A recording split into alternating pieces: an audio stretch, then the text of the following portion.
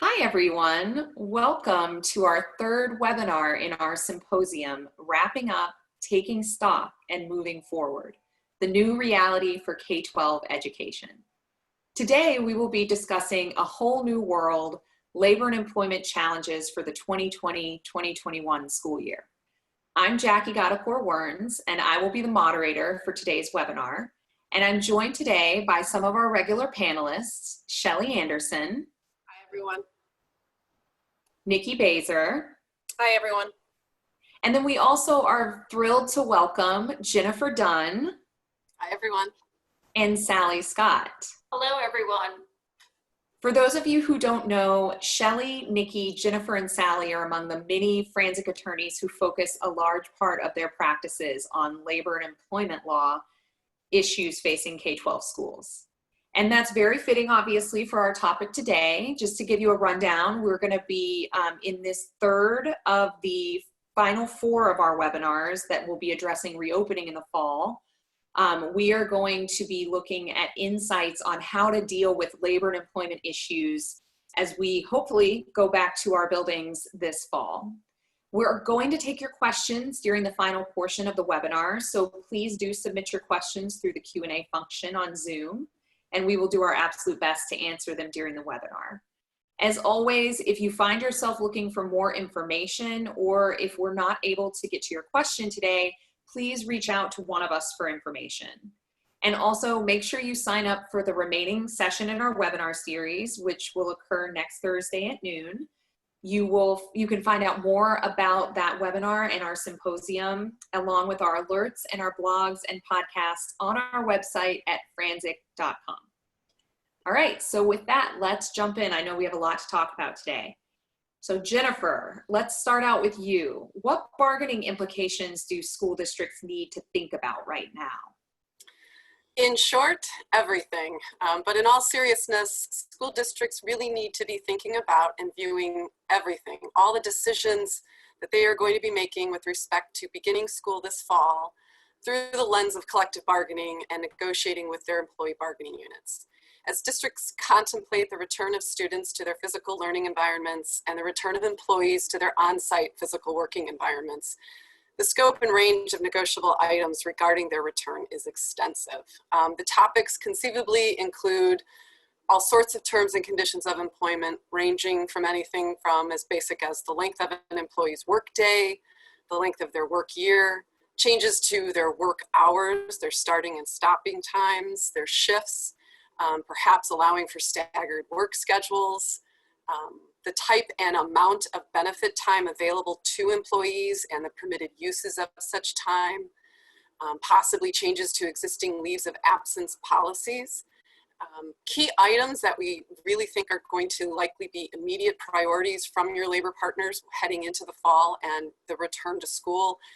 Return to work procedures, just what the circumstances will be that govern how and when employees return to work, and what, let's say if there are something like a temperature check that's implemented, what the consequences or impact would be on an employee's status should they exceed that temperature threshold. So things, as granular as that.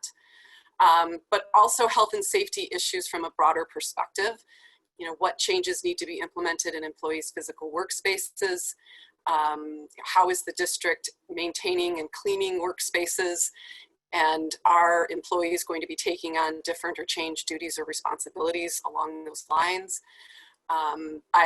It's also a possibility that the existing health and safety committee language or health and safety language in your existing collective bargaining agreements may be targeted to be either reinvigorated or modified in some way to deal with these issues on a much more frequent ongoing basis, as opposed to however they may have been handled in the past under that language.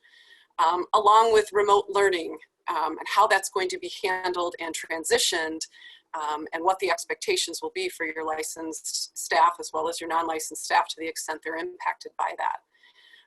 This list obviously is by no means exhaustive, and what each district's bargaining obligations will be or will not be is going to be driven in large part by the individual plans as they return to school this fall, as well as what the existing obligations may be or the existing language may be in collective bargaining agreements. And that's something you'll probably hear from me and my colleagues throughout the webinar today, that the starting point for many of these questions and these issues is, what does your current collective bargaining agreement say? What does that provide?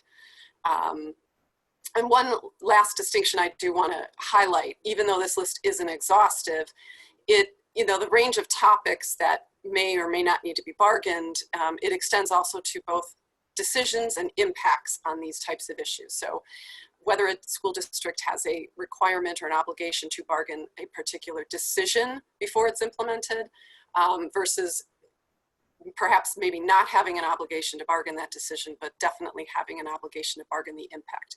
Those nuances exist. They're going to exist and permeate all of these conversations with your unions. And it's something that we can certainly help you navigate as you work through these issues. The last note that I would make in terms of bargaining implications and bargaining obligations and sort of what school districts need to be thinking about is flexibility, and maintaining to the greatest extent possible flexibility in how to handle these things and these issues as school reopens and as transitions occur. I think everybody wants to maintain as much flexibility as possible. That's great. And that's going to be such a great roadmap for us today. We're going to dig into a lot of these issues more in depth. So the first one I wanted a little more information about is with respect to staggered schedules. So Shelli, can you tell us about, are there any special issues with bargaining that people should be thinking about with respect to scheduling? Yeah, I think that really Jen touched on most of them. I think that the one thing with respect to the question, when you say staggered schedules, I think we're all using terminology that might be different in different places. So what one school might look at as a staggered schedule might be very different in another school district. It might be very different if it's a K through 12 situation or if it's just an elementary school district. But I think with respect to whatever your meaning when you say the word staggered schedule, everything Jen mentioned with respect to how that schedule is going to be different or look different or feel different to your teachers or your other staff is likely going to have to be bargained. So I think if people start thinking about it very broadly in terms of not just the one component of it, but the full picture when they're walking into a situation and are willing to talk to the union about it and come to some sort of agreement as to what that's going to look like. I think that's really key. So I think staggered schedules is one part of it. Making a block schedule would be another example of that, but all of those things, whatever you're calling them, still have all the same implications that Jen mentioned in her answer. So we received a question during the registration process for this webinar about wanting to bring in teachers earlier for training, but concerns about the ability to pay for the extra days. So my question is, will additional training be advisable, and is there a requirement to pay for it? Sally, do you have thoughts on that? Yeah, let me start with the requirement to pay for it, because this is a really genuine concern school districts have. Given these unusual circumstances, they want to bring people in, do some additional training. But I think everyone recognizes if you are requiring employees to come in for additional training and it's required, you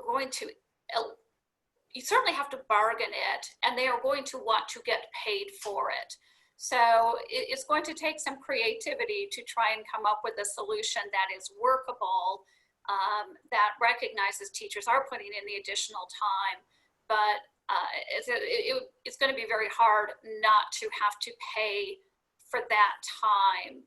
What some districts have done in the past is made training voluntary. And so teachers can participate or not participate in it, and districts have taken the position it's not paid in that circumstance. But you have to apply that to your situation. And do you want all the teachers to have this training? Is it necessary they have it? In which case you're in a bargaining situation and you're going to have to pay something for it. Or is it truly voluntary? And if they take it, they do. And if they don't, you're okay with that. Yeah, I think I absolutely agree, Sally, and I think that this is going to be a real issue. I appreciate that the question came in because, teachers are going to start thinking about this, districts are, and we've already seen guidance from ISB that has made a point of indicating that over the summer, districts should be looking at particular professional development areas like, how to really truly provide robust remote instruction. And that's an area where they've highlighted, hey, you should bring your teachers in over the summer. Obviously, we have to pay for that if we're going to require it, as you said. And obviously, we need to plan it in a way that we can access good resources and that our teachers come in and really benefit from it. So I think this issue is front and center right now. I think it's not only with respect to remote learning. And if we go back at that part 1 transition plan that ISB put out, and I think I've referenced this before in prior webinars, is that real emphasis on social emotional learning. And for those districts who don't have that already as part of their strategic plan or haven't been already focused on it in some meaningful way, there's going to be some expectation that it's not just going to fall on the counselors or the social workers that you have in school, but for all of our teachers to be able to support kids, whether we're remote or back in school, from not only the academic perspective, but also the social emotional. And I think it comes back down to, as you know, both Sally and Nicki said, how are we going to pay for it? Because there's likely going to be some expectation that we do if it's during the summer. Yeah, we just had a good comment come in through the Q&A box that we could really use 5 remote planning days right off the bat. I think that's something that everyone is recognizing across the board. Okay, let's shift gears a little and talk about memoranda of understanding. So MOUs that were entered into at the end of last year regarding remote learning. Do those still apply and run over into the next school year? Jennifer, what are your thoughts on that? I will give you the classic lawyerly answer of it depends. Your starting place on this answer, though, will be the MOU that you negotiated and entered into, within the last couple of months. More than likely, that MOU addresses a time frame and includes a specific time frame for when its terms are applicable and effective. And so it's expressly contemplating that it would govern, more than likely, I think, through the remainder of the 2019-2020 school year or school term. To the extent your MOU does not expressly address the time frame within which it will be effective, to me, that's a question of intent and the parties' intent when they negotiated that MOU. And so we really need to take a look at what was said, perhaps at that bargaining table, whether it was virtual or not, regarding what the expectations were about the effective date or duration of that MOU. Yeah, I would also caution not only with respect to the timing of it, but the scope of it. So whatever you may have put in place for the end of the school year, where we were all in a different place and everyone was really focused on how do we all work together in the most collaborative, most effective way, what's best for kids. That should, of course, be the focus moving forward, but I think that there was a lot more flexibility we were able to give to teachers and our staff for the last 3 months of a school year that we may have agreed to in an MOU, where when you have one moving forward, perhaps to the extent that we need something different as to what teaching is going to look like, I think that districts should be very careful that they're mindful that it does not look exactly like it did in the last 3 months, that it's likely going to have to be broader because we're talking about potentially a longer period of time, but making sure that you're really looking at big picture, all the implications of what you're agreeing to for a longer time period. And just to throw in, taking advantage of what you learned from the last few months of the year with remote learning, because so many districts just had to quickly implement something, and we've all learned from it, right? And so in the fall, what do we want to change based on the experiences? So assuming that we do have some of that remote learning in the fall, can someone remind us what responsibilities employers have with respect to employee expenses? Yeah, I think this was touched on in previous webinars, but Illinois statute does require that employers provide reasonable reimbursement for business expenses. So that includes expenses related to remote learning, and those obligations are going to continue into the fall.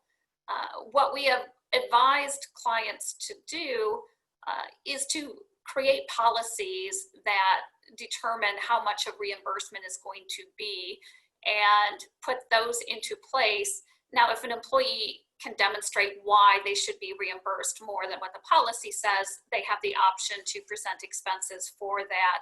But just coming up with a uniform policy on what expenses are going to be reimbursed and in what amounts.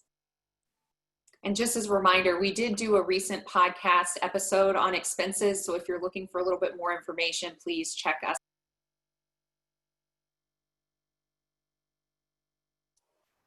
Jackie, you are muted. Sorry about that. So I was just telling you all about our wonderful podcast that we did on expenses. So if you're looking for more information, please make sure to check out our Coronavirus Labor and Employment Law Insights podcast. All right, so now that I've figured out how to unmute, let's talk about how to figure out how to get our employees back to work. So employees not wanting to return to work. We're going to have a lot of questions about that in a row. So initially, Sally, what are your thoughts on what do you do if you have an employee who is reluctant to come back for some reason? Yeah, so there are so many permutations on this. So let me kick it off and then others are going to jump in. But first of all, before you ask anyone to come back to work, require them to come back to work, make sure you're complying with CDC guidance, Department of Public Health guidance, whatever state, local requirements there are before you bring employees back. And those are, around wellness screenings, including temperature checks, having social distancing in place, potentially plexiglass and other barriers in place, making sure workstations are sufficiently far apart. Also looking at common areas of bathrooms and kitchens and copy rooms and whatever, and just making sure that you have protocols in place before you want to bring anyone back.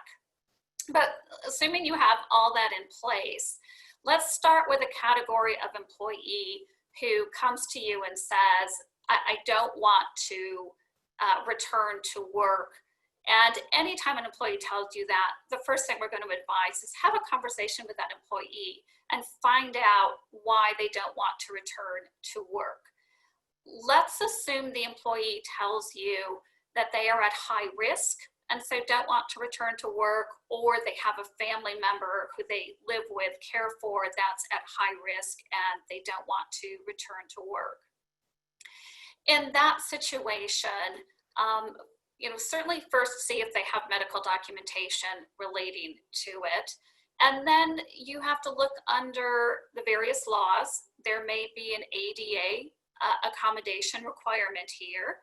There may be FMLA obligations.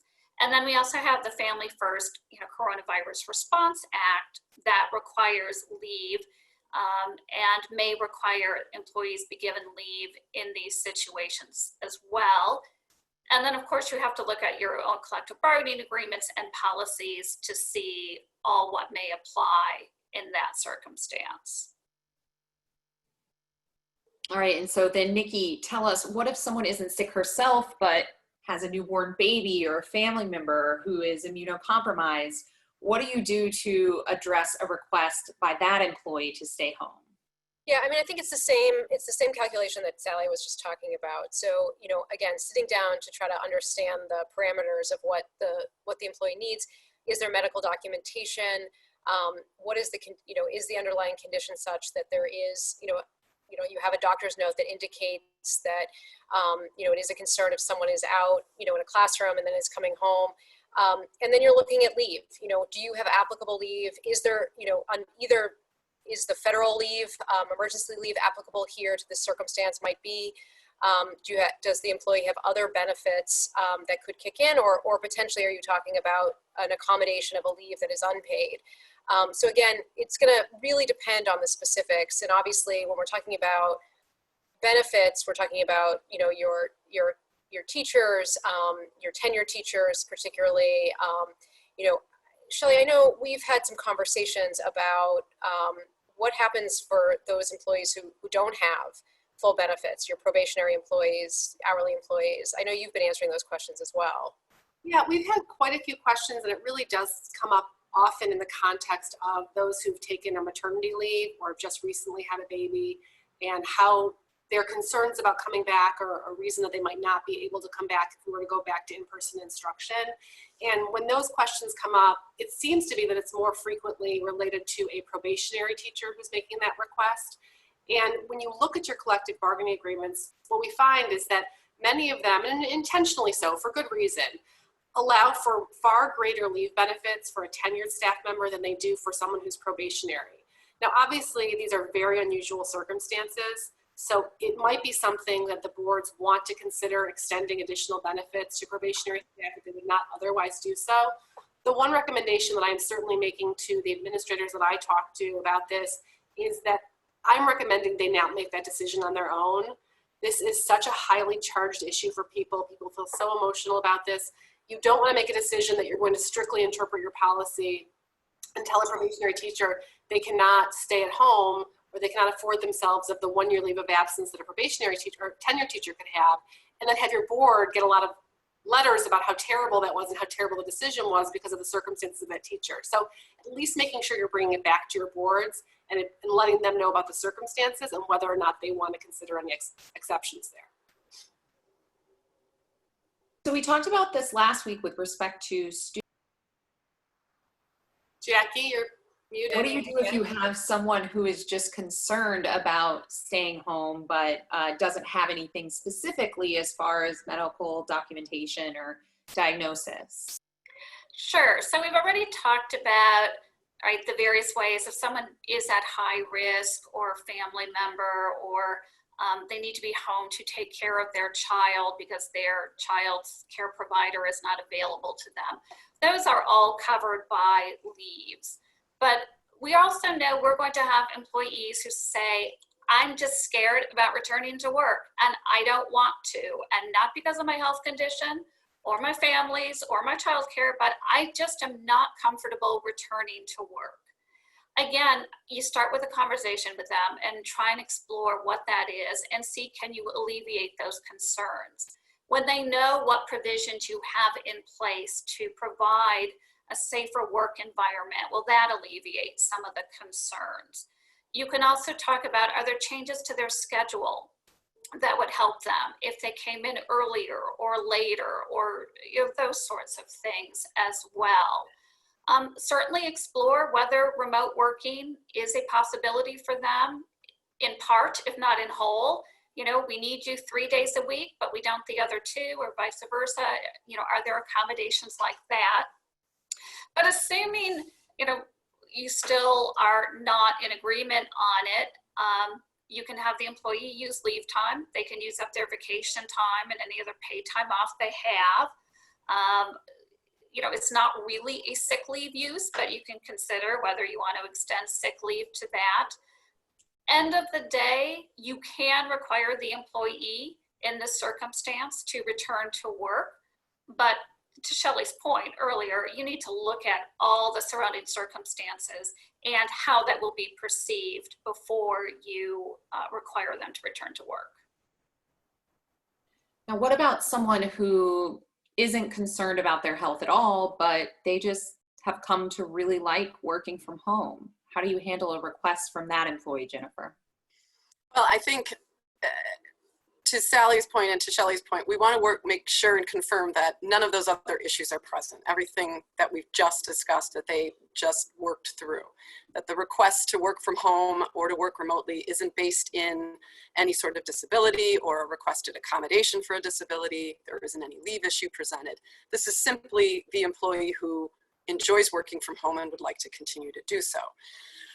More than likely, this employee is going to be part of a bargaining unit. And if this employee is requesting this kind of change, you're not going to be bargaining individually with this employee. You're more than likely going to have to deal with the union about this request. If they do in fact request it, I think you're going to respectfully listen and confirm, number one, that none of those other issues are present.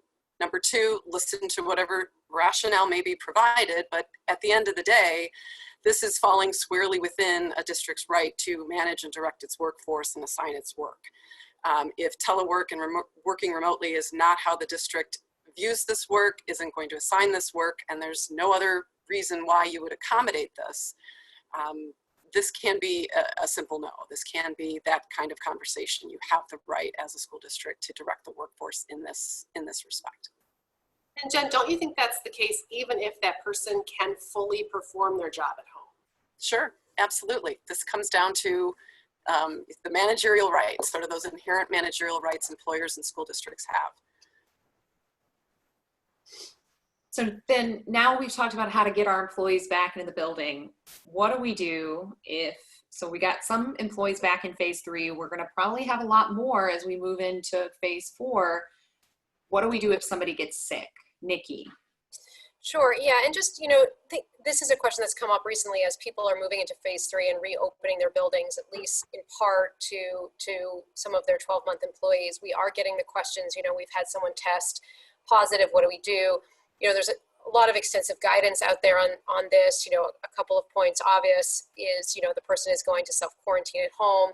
You're going to touch base with them on everybody that they've come into contact with for prolonged periods of time, 10 minutes or more.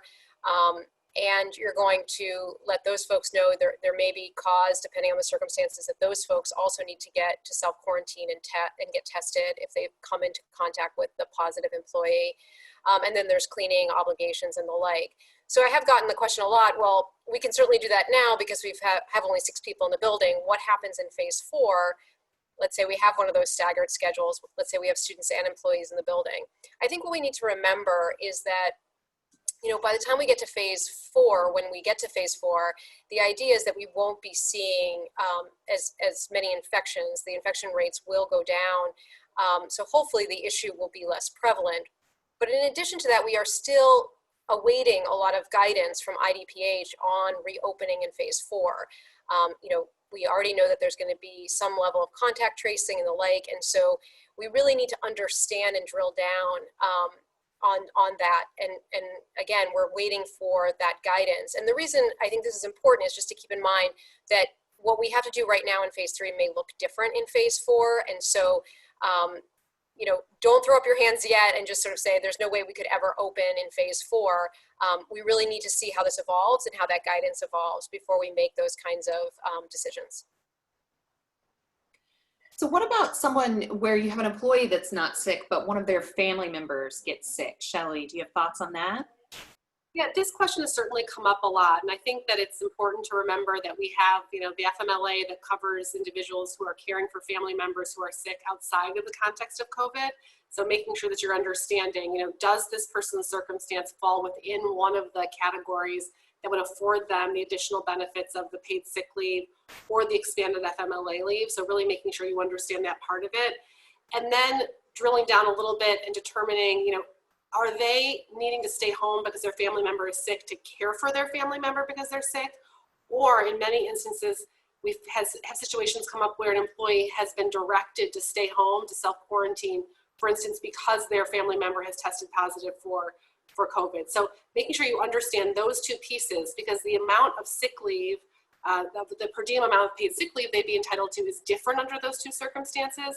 So making sure you understand that. Now, an interesting nuance that's come up with this is with respect to an employee who reports to you that they need to stay home because they've been self-quarantined by a doctor or stay home to care for a sick family member. There are maxes under the either situation in terms of the daily max under the paid sick leave act. So we have employees coming forward and saying, okay, I can either take advantage of this additional leave that's been provided or have to use my own personal sick leave, which I don't want to do, which doesn't seem fair if I've been told to stay home, for instance. And coming back to the school district and saying, why would I even tell you then that I have been told to self-quarantine for those individuals who want to come back to work and potentially risk a loss of pay for that 10-day period that they've been told to stay home. So I think that it's also, as with everything else we've talked about here today and we'll continue to talk about, the flexibility of working with your employees and realizing what your long-term goals are.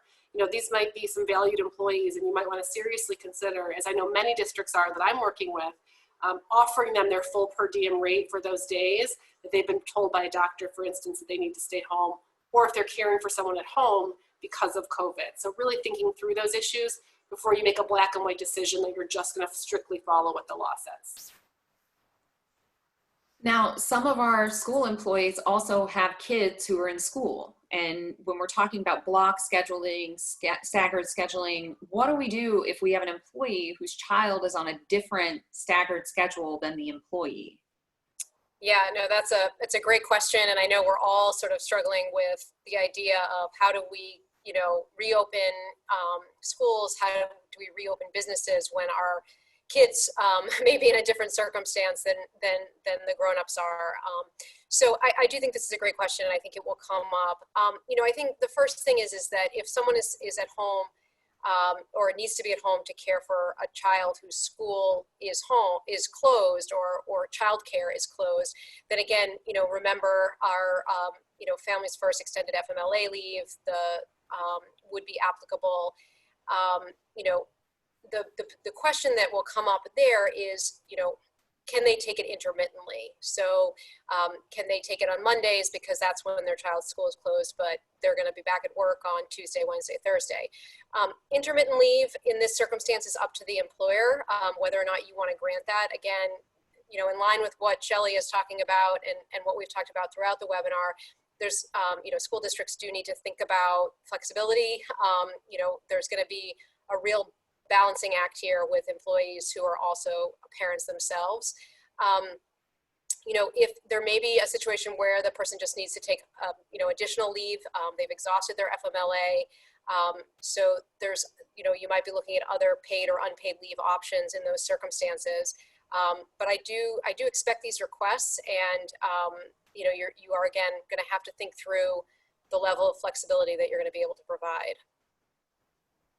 Yeah, and we've already seen some examples and questions from clients who are trying to think creatively about this question. And, for instance, some are saying, well, if I've got some employees who can't come in on certain days and I have students who also can't come to the building for some reason, maybe I will pair them together.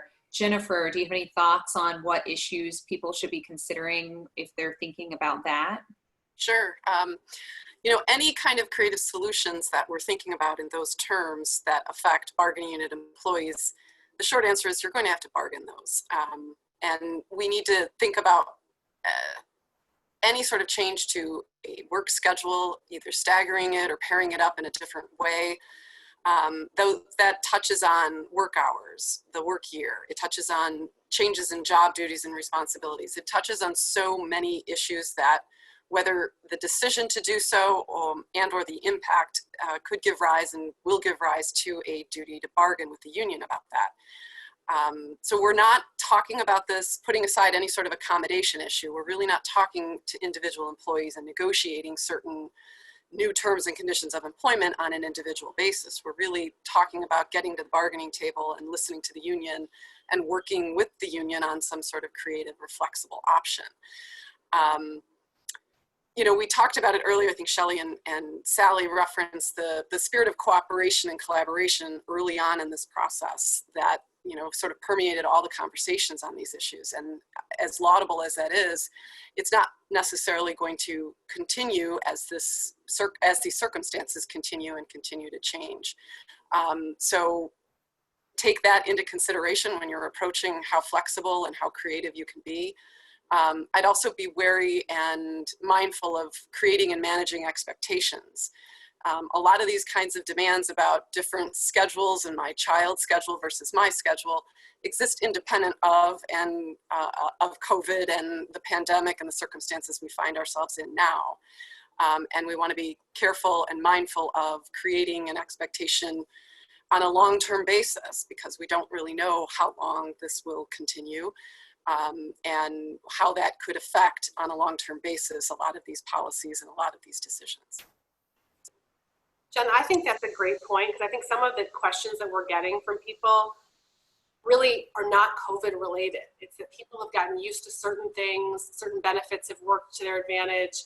And while in the perfect world you'd want to be able to meet all those demands, we really have to look at what do we need to do here to address what's happening in our world today, as opposed to an individual circumstances that would have existed outside of that. Correct. So for another issue that isn't solely the result of COVID, but that we know people are thinking about a lot now, is with respect to RIFs. So what RIF options are available, Shelli, to districts right now? Okay, so this is the 12th week of webinar from Franczek. And I think we have said this in every single one we've had, but I think it is worth touching on, because I feel like this is one of those questions that people keep asking, hoping that we'll give them a different answer. But the issue remains that if you have teachers who have not been RIF'd as of this year for next year, you have missed the deadline to do so. With respect to support staff, you have 30 days under the school code between the time of the board action and the time of the effective date of the RIF to take that action, unless your collective bargaining agreement provides otherwise. And I think that many of our districts are now realizing that they may have different obligations in their collective bargaining agreements that they never thought were important before, but suddenly in this situation, they're realizing that the requirement of giving more notice or giving notice at a particular time period is limiting their ability to make some tough decisions around budgeting for next year. So making sure you're just really looking at that. And as I've said before, look big picture. Do you need these folks for anything else? And don't make a hasty decision because it looks like it could impact the budget quickly and you're missing out on opportunities to use kind of trusted employees for other things in your organization that could be helpful next year. So let's talk about another thing that I think we've touched on in the vast majority of our webinars, but that is still constantly evolving. Let's talk about stipends. So up through the end of this school year, stipends had to be paid even if the activity wasn't being offered based on the governor's joint statement. Is there any obligation to provide stipend activities every year, Shelli? Well, I think that we were all talking about this before as we were preparing, so I'm going to kind of open it up to anybody else who wants to touch on it as well. But I guess our answer is no. You know, there's nothing that we've been seeing or has been no authority for there be any requirement that you pay for stipend activities moving forward. There are so many reasons to think about whether you do so and how you do so, and working with the union as to what that would look like. Jen, Sally, I don't know if you have any other kind of thoughts around the stipend question that keeps coming up, all the time. Yeah, so it does come up because people were willing to continue paying stipends through the end of this school year. But I have to say, from all the districts I'm working with, I am hearing a real pushback on paying for stipends in the fall if the stipends are not going forward, and wanting to use those resources for some of the other things that we've been talking about, the training and other things that need to be taking place as we're going through this remote learning and changes. So there will be pushback from the districts. I don't know, we do not know if there's going to be a joint statement issued again and what it will say about stipends particularly. We know the unions are advocating that there be another joint statement for the fall that says stipend pay should continue. As I said, we know districts are pushing back on that. So that's something that frankly is just going to come to a head.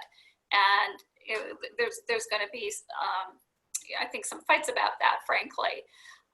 Another piece, though, another permutation of this to consider is if a district does not have a stipend in the fall, but has a variation of it. So let's say you don't have football in the fall, but you have your football coach working with students 2 days a week to do training, conditioning. If you want to look at the compensation for that, then that's something, again, you're going to have to negotiate with the union to go through that, but consider that, like, no, we're not having this regular program, but here's what we want to do instead. This is what we think should happen with the pay. Again, I expect pushback because the unions are going to want full pay for the stipends, but it's certainly something districts can explore. Now, what if a teacher doesn't have a stipend next year, but then comes back the year after that and they're on a retirement track? What are the implications for the district there, Shelli? Sure, so that's something that I think is really important when Sally said kind of looking at creative options and how you're going to handle this moving forward. In line with kind of everything we've been talking about, to making sure you're looking at the big picture and not making kind of a decision based on one component, is that if you have a teacher who's in a retirement track who doesn't receive their stipend next year and then does receive their stipend because the football season comes back in the following school year, you could then be looking potentially at an excess salary penalty from TRS if their credit earnings went up more than 6%. And in reality, that penalty that you may have to pay could be far greater than the amount of the stipend you would have paid them next year. So what we are recommending is that if you have teachers who have stipends who are not going to be paid next year, who are in a retirement track or in your retirement program, that you work with the unions and with those employees to make a determination of perhaps what other work could they do next year to provide that same amount of compensation, so the district is not then stuck with some sort of penalty the following year that they didn't intend. I will caution, though, that for those districts out there that do not have retirement programs and therefore do not know when their teachers are going to be retiring, that you just try to take a very, high-level look at who potentially could be in that track and make sure that you're aware of kind of the implications of decisions you're making now that could have larger economic implications moving forward. Now, another issue that we've been keeping people up to date on is the issue of evaluations that aren't completed. Nicki, can you give us the latest and greatest on the default to excellent versus proficient issue? Yeah, absolutely. This is definitely one that we've lived with you guys each week as things have changed and evolved. So as you all know, the joint statement indicated that teachers whose evaluations have not been completed should default to proficient. There was then a lot of sort of hubbub about the issue of what happens to the teachers who got excellence last evaluation. Why are they, defaulting to proficient when they likely would get another excellent evaluation on for their records. So there was, a lot of discussion at the local district level. I know a lot of districts out there did make that agreement with their unions that those teachers could default to an excellent. We now have the Education Omnibus Bill, which passed both houses. It has not yet been signed by the governor, but assuming that it will be, that bill makes it statutory that if a teacher got an excellent evaluation on their last evaluation and they were not, their evaluation was not completed, and we still have a governor declared emergency, they will default to an excellent. So assuming that bill is passed, I think that will be the final word on that issue. More to come, obviously, once that gets passed.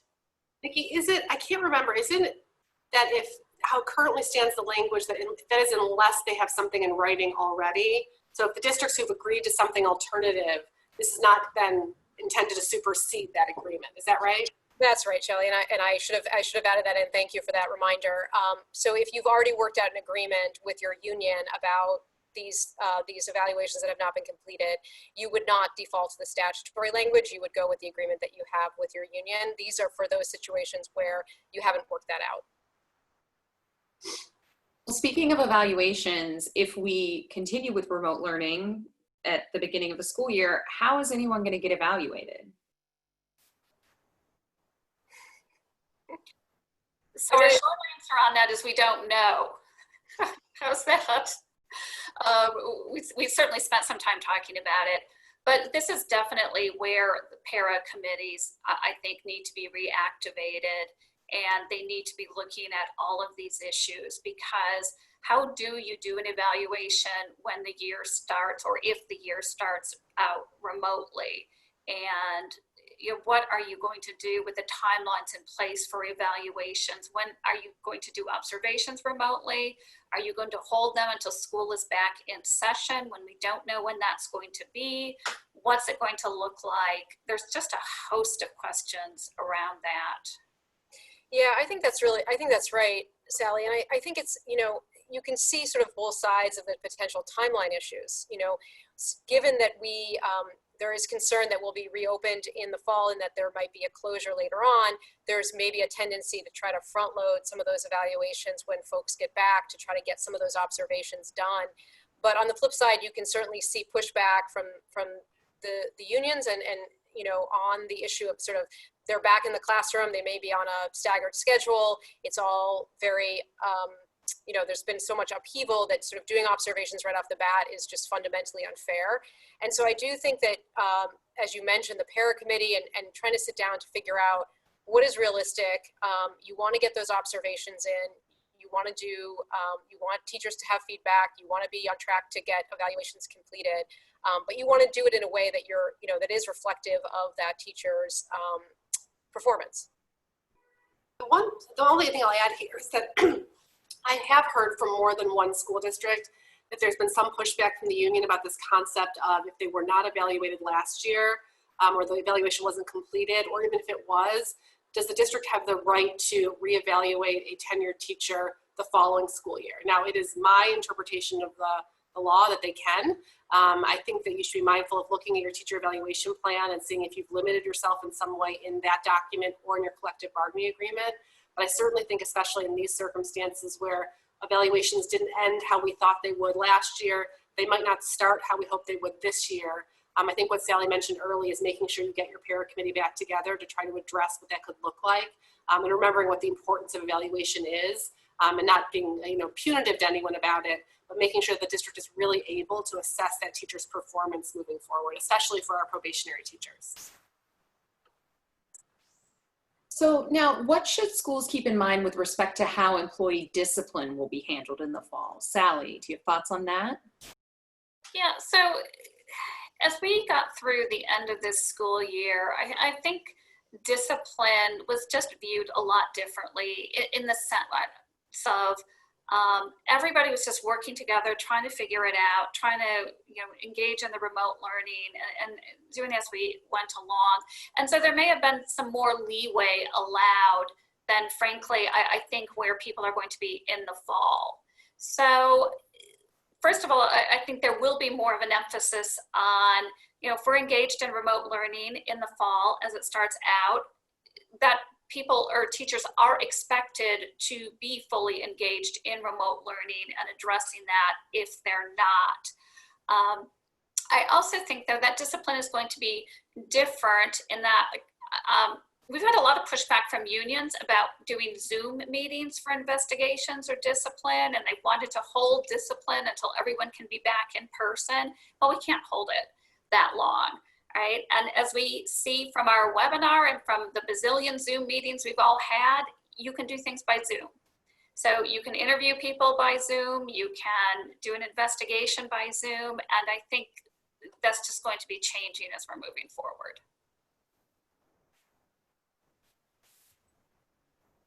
Okay, so then one more question before we go and see what questions we've received in the Q&A. Please make sure to send any in that you have that you would like the panel to address. So our final question was with respect to bargaining the unsatisfactory appeals process. Where are we with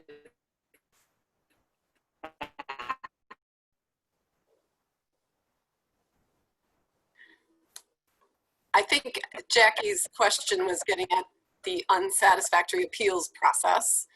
And it's referring to legislation actually that went into law last August and requires school districts to create an appeals process for teachers who receive unsatisfactory summative evaluation ratings.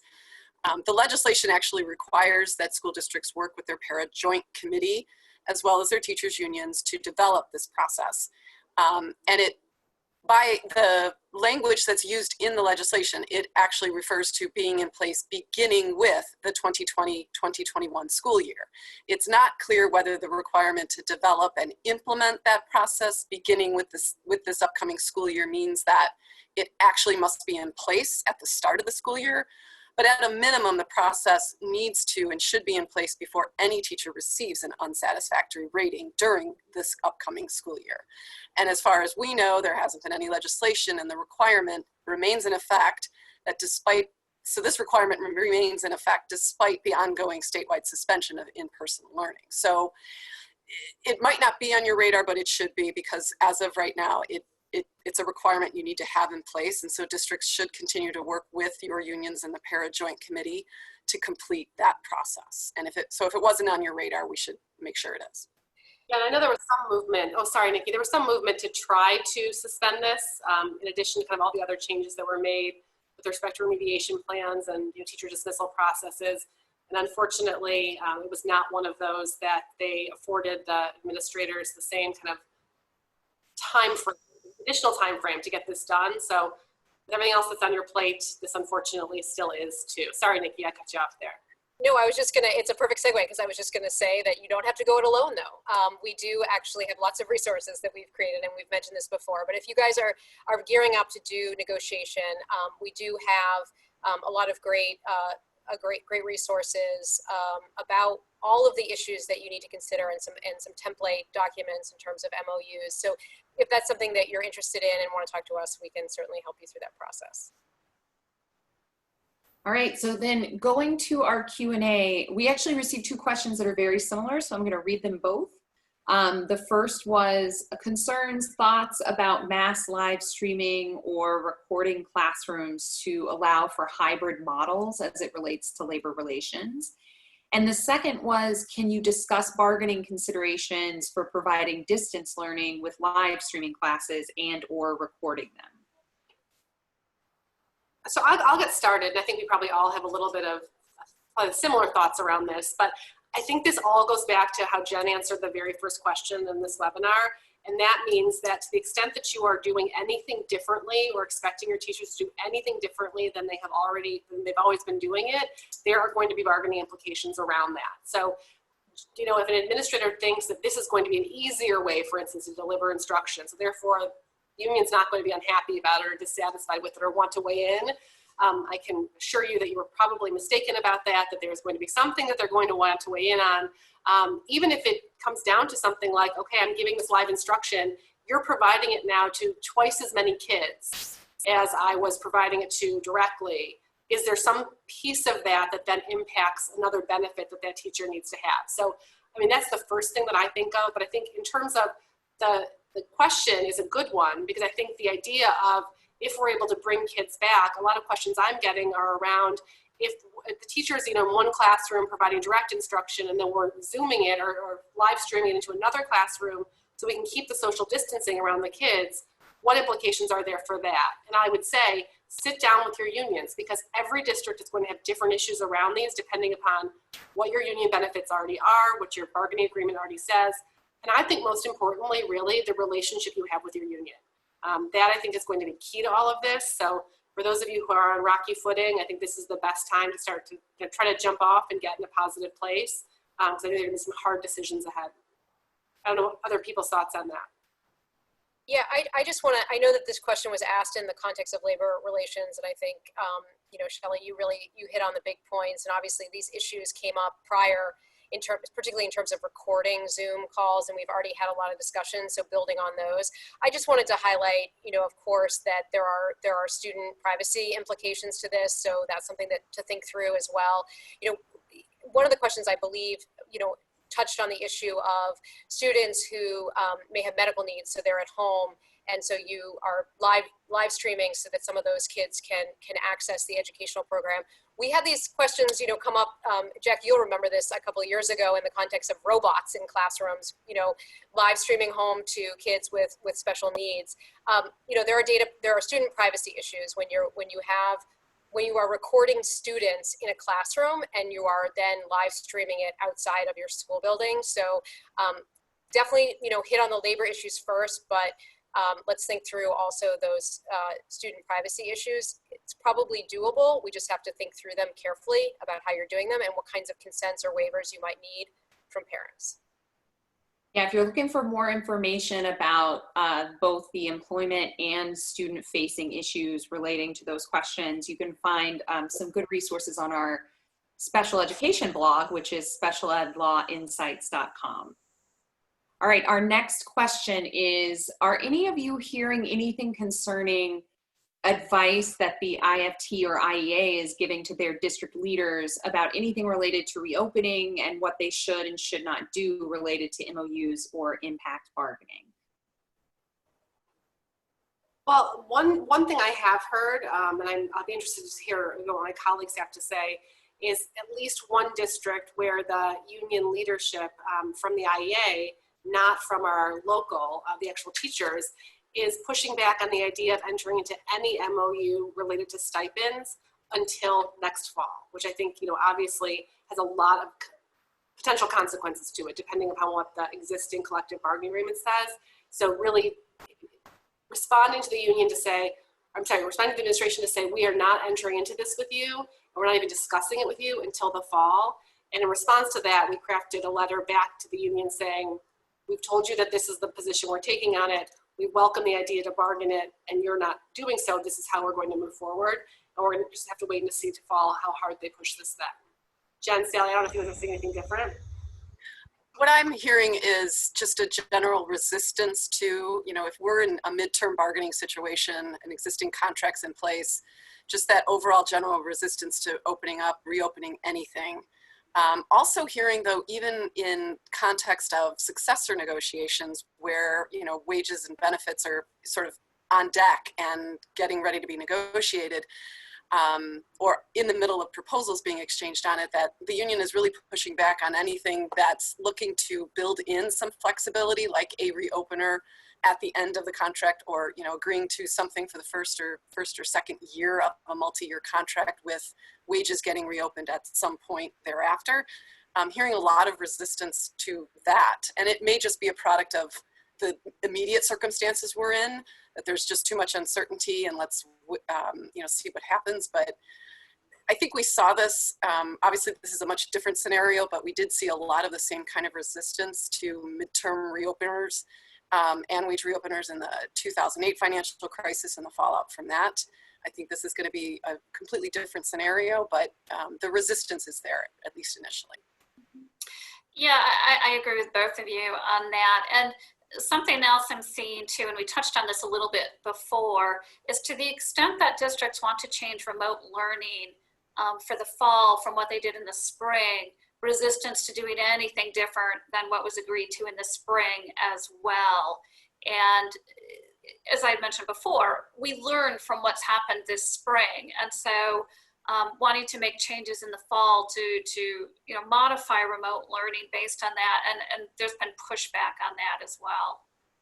Yeah, I would agree with that, Sally. And I think, you know, there's a lot of districts who, you know, where they weren't doing a lot of live instruction, for example, and they weren't expecting that from teachers, or it was limited, or they weren't expecting even teachers to sort of provide video lessons, and we were seeing a lot of paper or Google Classroom type assignments or the like, you know, depending on the system. And I think districts likely are going to be moving. I've already heard some indication to try to incorporate more of those live teaching so that there's more robust teaching going on, and again, some resistance there as well from the unions on that. So I did get one question through our allmarketing@franczek.com account, and please do always remember that if you have questions for us you'd like for us to address in these webinars, that's a great way to reach me and the rest of the marketing team at Franczek. So the question is, can we get an update on what is the status with respect to dismissal of tenured teachers? Sure, yeah, and whoever sent in that question was reading some of these massive pieces of legislation quite closely. So, you know, there were a number of large bills passed by the General Assembly over the Memorial Day weekend, none of which have yet, or this one has not yet been signed by the governor, but in that piece of legislation was an amendment to the section of the school code that deals with tenured teacher dismissal, 2412, and then the corollary for CPS. And what it essentially says is that teacher dismissal hearings are paused while a governor proclamation of an emergency is in place. There's a lot of questions about the way the language is written and what it means, but and how long it will last. We're still digging into that ourselves. We will likely send out an alert on that because I think it is an important piece for those districts who are coming up to a teacher dismissal or contemplating one for one of their tenured teachers. Shelli, I don't know if you have anything else to add on that.